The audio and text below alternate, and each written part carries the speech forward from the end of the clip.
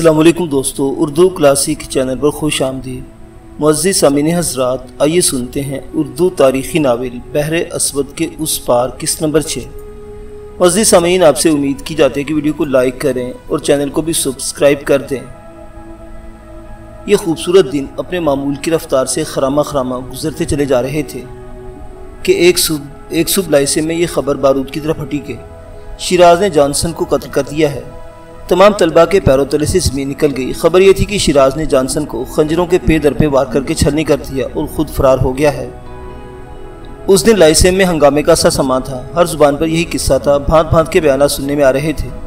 پورا لائسے میں حیران و ششدر تھا۔ یہ واردات صحیح طور پر کسی کی بھی سمجھ میں نہیں آ رہی تھی، کیونکہ جانسن اور شیراز کا نہ کبھی دوستی کا رشتہ رہا اور نہ کبھی دشمنی کا۔ وہ دونوں ایک دوسرے سے غیر متعلق اور غیر جانبدار تھے، یہاں تک کہ جانسن کی اور اس کی جماعتیں بھی الگ الگ تھیں۔ یہ بھی نہیں کہا جا سکتا تھا کہ یہ سیاسی قتل ہو سکتا ہے۔ یہ اتفاق تھا یا اس میں بھی کچھ تھا کہ اس دن تھیوڈورا بھی لائسیم میں آئی تھی۔ شیراز نے لائسیم سے باہری جانسن کے سینے پہ پے در پہ وار کیے تھے۔ ٹھیک اس وقت جب وہ الاسود لائسیم آ رہا تھا، اسے یوں بے دردی سے قتل کیا گیا کہ ابتدائی ایک دو واروں کے بعد ہی وہ لڑک گیا اور پھر نہ اٹھ سکا۔ شیراز فرار ہو چکا تھا۔ لائسیم کا ہر طالب علم غمزدہ اور اداس تھا۔ سب سے زیادہ رنجیدہ دل منتظم پاتھے تھا۔ کسی کو شیراز سے اس قسم کے اقدام کی توقع نہ تھی۔ پاتھے فلسفے کا معلم تھا اور چہروں پر لکھی ہوئی تحریریں پڑھنے کا ڈھنگ اسے خوب آتا تھا۔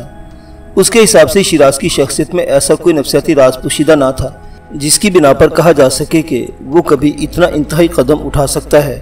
اسے اس واقعے کی صحت پر یقین نہیں تھا۔ وہ شیراز کو ایک بے ضرر اور معصوم نوجوان سمجھ رہا تھا، لیکن یہ الجھا ہوا سوال اس سے حل نہ ہو رہا تھا کہ آخر شیراز جیسے سلجھے ہوئے نوجوان نے ایسا گھنونا قدم کیوں اٹھایا؟ اس نے جانسن کو کیوں قتل کیا؟ آخر تنگ آ کر پاتھے نے شیراز کے گھر جانے کا فیصلہ کیا۔ شیراز کے گھر پہنچ کر اسے ایک دھچکا لگا۔ یہ صورتحال انتہائی حیرت انگیز تھی۔ صحیح معنوں میں کہا جا سکتا تھا کہ یہاں قیامت برپا تھی۔ مکان کے باہری لوگوں کے ٹھٹ کے ٹھٹ کھڑے تھے۔ کوتوالی کے اعلیٰ افسران کے گھوڑے بھی یہاں موجود تھے اور مکان سے چیخو پکار اور بین کرنے کی آوازیں آ رہی تھیں۔ اس کا دل دھک سے رہ گیا۔ اس نے سمجھا شاید شیراز کو بھی کچھ ہو گیا ہے۔ اس نے اپنا گھوڑا ایک طرف کھڑا کیا اور تیزی سے مجمع کی طرف بڑھا۔ اس نے کوتوالی کے ایک افسر کو سلام کیا اور پوچھنے لگا، بھائی یہاں کیا ہوا ہے؟ اس قدر بھیڑ لگی ہے اور پولیس بھی موجود ہے۔ اس گھر کی ایک لڑکی کو اجتماعی جنسی تشدد کا نشانہ بنا کر قتل کر دیا گیا ہے اور اس کے بھائی نے فوری طور پر جوابی کارروائی کرتے ہوئے قاتل کو جہنم رسید کر دیا ہے۔ لیکن آپ کی تعریف؟ کوتوالی کے افسر نے ادھیر عمر پاتھے کو سر سے پاؤں تک گہری نظروں سے گھٹنے کے ساتھ جواب دیا۔ معزز پاتھے ایک سادہ دل انسان تھا۔ وہ شیراز سے بہت محبت کرتا تھا، لیکن وہ جانتا تھا کہ وہ مسلمان نہیں ہے اور پولیس اس پر بھی کسی قسم کا شک کر سکتی ہے۔ یہ سوچ کر اس نے تیزی کے ساتھ اپنا تعارف کروا دیا۔ جی میں پاتھے ہوں، لائسیم کا پاتھے۔ شیراز میرے لائق طلباء میں سے تھا۔ پاتھے، او اچھا، آپ اس قدیمی یونانی مکتب کے استاد ہیں۔ کیا وہ لڑکا آپ کے مکتب میں پڑھتا تھا؟ میں نے سنا ہے قاتل ہونے والا عیسائی لڑکا بھی آپ کے مکتب میں زیر تعلیم تھا۔ آپ نے اچھا کیا آپ تشریف لے آئے۔ پاشا کو آپ کی ضرورت پڑ سکتی ہے۔ وہ غالباً اپنے کوتوال کو پاشا کہہ کر پکار رہا تھا۔ ترکوں میں یہ لفظ بہت عام تھا۔ ویسے تو صوبوں کے گورنروں کو بھی پاشا کہا جاتا تھا، لیکن زیادہ تر معزز لوگ ہی پاشا کہلاتے تھے۔ یہ لفظ شاید فارسی کے لفظ بادشاہ کا مخفف تھا۔ پاتھے پولیس افسر کی بات سن کر چونک سا گیا۔ شیراز کی بہن کے ساتھ اجتماعی جنسی تشدد کا سن کر اس کے حواس ٹھکانے نہ رہے۔ وہ تو یہاں شیراز کے معاملے کی اصل صورتحال جاننے آیا تھا۔ اسے کیا معلوم تھا کہ کوتوالی کی ساری پولیس یہاں موجود ہوگی۔ اسی اثنا میں اسے پولیس افسر کی آواز پھر سنائی دی۔ وہ کہہ رہا تھا، پاتھے صاحب میں تو کہتا ہوں اس لڑکے شیراز نے بہت اچھا کیا، اپنی بہن کی رسوائی کا فوراً بدلہ لے لیا، ورنہ بات عدالت تک جاتی تو عثمانی عدالت کا حال آپ جانتے ہی ہیں۔ کسی یونانی سردار کے خزانے کا منہ کھل جاتا اور بیچارے لڑکے کی بہن کا قاتل کھریام پھرتا رہتا۔ لڑکا عمر بھر عدالت کے چکر کاٹتا رہتا، مگر اسے کبھی انصاف نہ مل پاتا۔ مسلمان پولیس افسر کے لہجے میں کھلا طنز تھا جسے یونانی نسل پاتھے نے صاف محسوس کیا۔ پولیس افسر نے اسے سر سے لے کر پاؤں تک گھورتے ہوئے انتہائی تفصیل سے سمجھایا تھا۔ اب صورتحال پاتھے پر واضح ہوگی۔ اس کے دماغ میں جیسے زلزلہ سا آ گیا۔ شیراز کی بہن نورین بڑی سلیقہ مند بچی تھی۔ اس کی موت کا سن کر پاتھے کے دل پر گھونسا پڑا۔ وہ نورین کو اچھی طرح جانتا تھا۔ ایک پاتھے ہونے کے ناطے وہ کئی مرتبہ شیراز کے گھر آ چکا تھا۔ یہ سب سن کر اسے یقین نہ آیا کہ شیراز نے جانسن کو قتل کیا ہوگا۔ وہ شیراز کا مزاج اچھی طرح جانتا تھا۔ شیراز کا ذہن لڑائی بھڑائی اور ماردار جیسے کاموں کے خلاف تھا۔ شیراز تو عالمی امن کا داعی تھا۔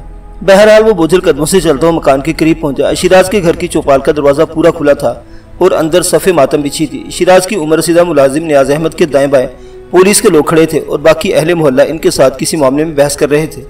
پاتھے ان کے قریب پہنچا تو اس نے سب کو سلام کیا۔ سب نے چونک کر اس کی طرف دیکھا۔ پاتھے خاموشی سے ان کے نزدیک کھڑا ہو گیا۔ باقی لوگ چوپان میں بچھی کھاٹوں پر بیٹھے تھے۔ جناب، ہم بچی کی میت کو مزید رسوا نہیں کرنا چاہتے۔ اللہ کو جو منظور تھا ہو گیا۔ ہم بچی کی لاش پولیس اہلکاروں کو نہیں دکھا سکتے۔ باقی رہی شیراز کی بات تو وہ یہاں نہیں ہے اور نہ ہی وہ گزشتہ نصف شب سے یہاں آیا ہے۔ آپ اس کی جگہ اس کے بزرگ خادم کو بھی اس وقت نہیں لے جا سکتے جب تک بچی کا کفن دفن حتیٰ کہ آخری رسومات تک ہو جاتی ہیں۔ ویسے بھی آپ شیراز کے اہل خانہ کے ساتھ ہمدردی کرنی چاہیے۔ آپ بھی تو بچیوں کے باپ ہو سکتے ہیں۔ اہل محلہ میں سے ایک معقول صورت بزرگ نے کوتوالے شہر سے بات کی۔ پاتھے نے محسوس کیا کہ جب اس بزرگ نے بچی کی لاش پولیس کو نہ دکھانے کی بات کی تھی تو کوتوالے شہر کے چہرے پر اطمینان کی لہر رقص کرنے لگی تھی۔ ہمارا لاش دیکھنا محض رسمی کارروائی کے لیے تو ہوگا۔ آپ کہتے تو ہم لاش نہیں دیکھتے، لیکن شیراز کی برآمد ہونا بہت ضروری ہے۔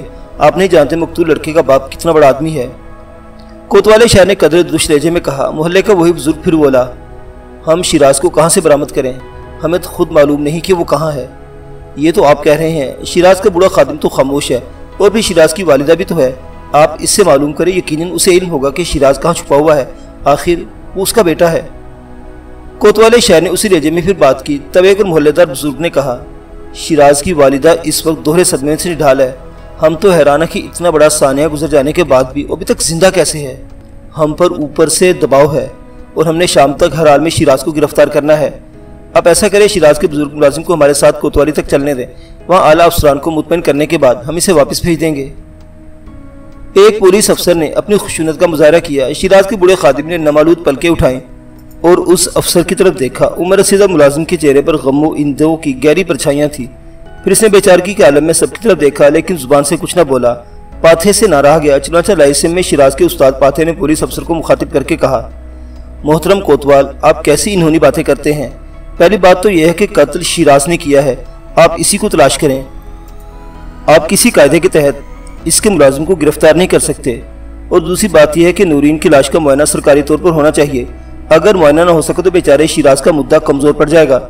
قتل کا جواز ختم ہوا تو شیراز کو موت کی سزا ملے گی۔ یہ اشتعالی قتل ہے اور مجھے یقین ہے کہ اگر صحیح خطوط پر تفتیش کی جائے تو شیراز بچ سکتا ہے۔ پاتھے نے پہلی مرتبہ زبان کھولی تو سب نے چونک کر اس کی طرف دیکھا، خاص طور پر شیراز کا بوڑھا ملازم انتہائی عاجزی سے اسے تکنے لگا۔ آپ کا تعارف؟ کوتوالی کے بڑے افسر نے زہر خان لہجے میں پاتھے سے پوچھا۔ میں شیراز اور جانسن دونوں کا استاد ہوں، لائسے میں فلسفے اور دیگر علوم کا معلم ہوں اور میرا نام پاتھے اڑیسہ ہے۔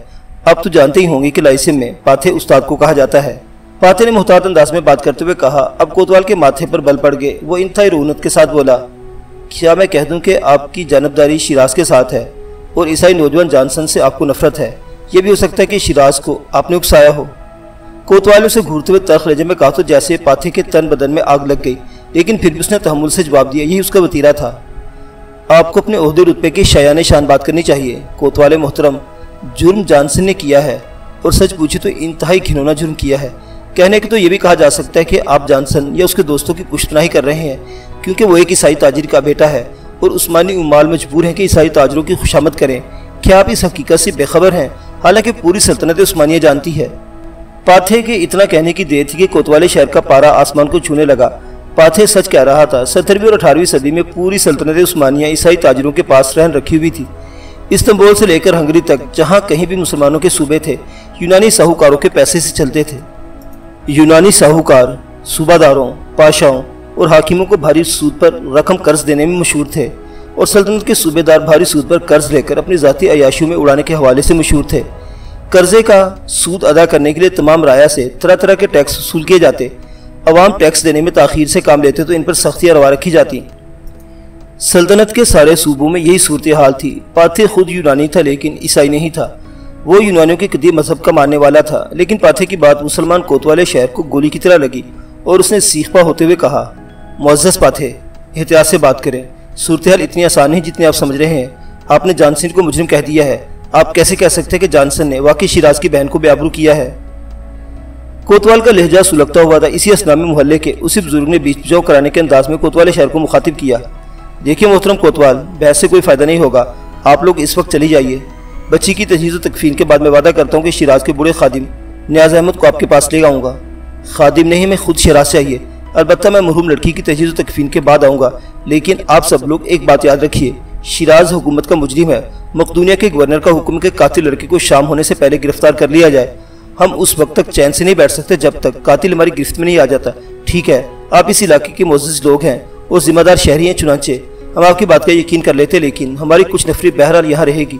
ہو سکتا ہے شیراز بہن کے جنازے میں شرکت کر رہا ہے اور اسے گرفتار کیا جا سکے۔ کوتوال نے رونے سے جواب دے کھڑا ہوا۔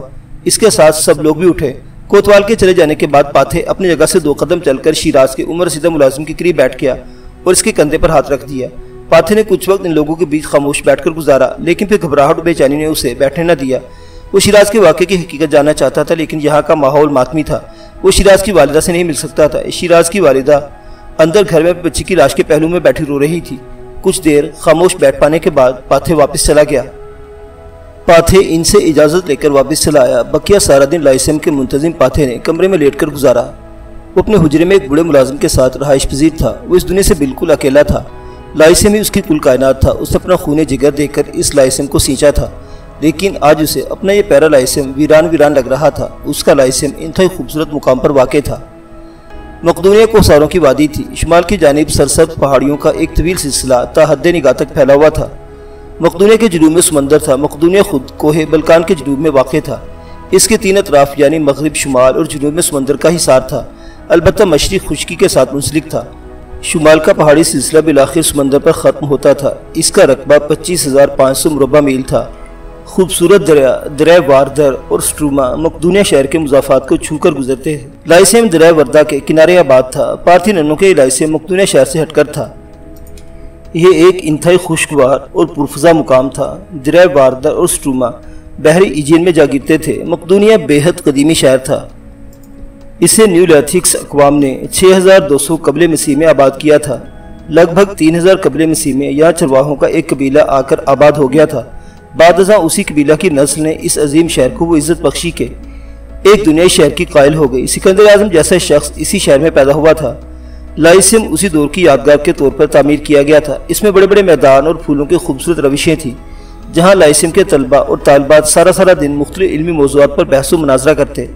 یہاں کا ماحول اہل علم کے لیے بڑا دلکش تھا۔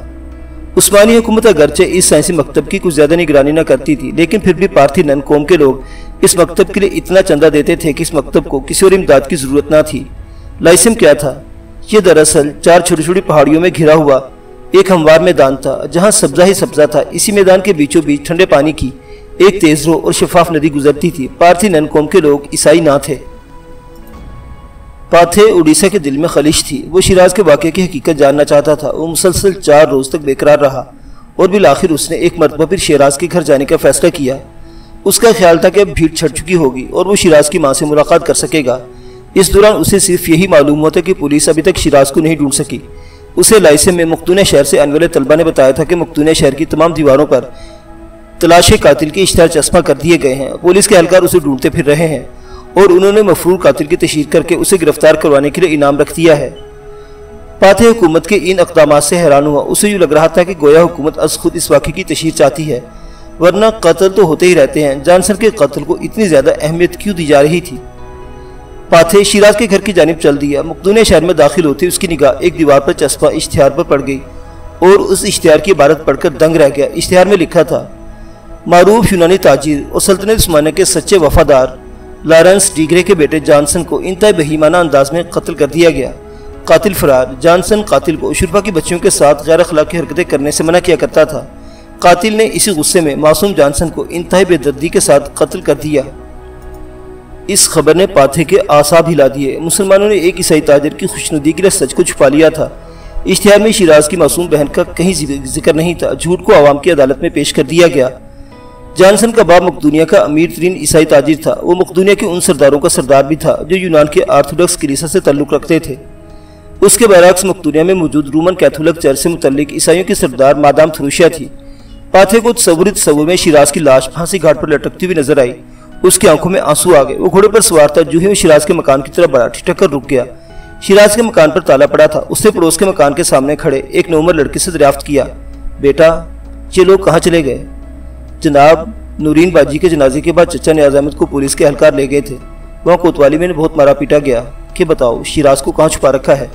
انہیں معلوم ہوتا تو بتاتے۔ پھر جب وہ مرنے کے قریب ہو گئے تو انہیں چھوڑ دیا گیا۔ وہ وہاں سے واپس لوٹے تو شیراز بھیا کی ماں کو لے کر نہ جانے کہاں چلے گئے۔ محلے میں کسی کو معلوم نہیں۔ لڑکے نے تفصیل سے جواب دیا تو پاتھے کے دل پر گھونسا پڑا۔ اس کے سینے سے بے اختیار ایک طویل سانس باہر کی طرف لپکی اور وہ الٹے پاؤں واپس چلا گیا۔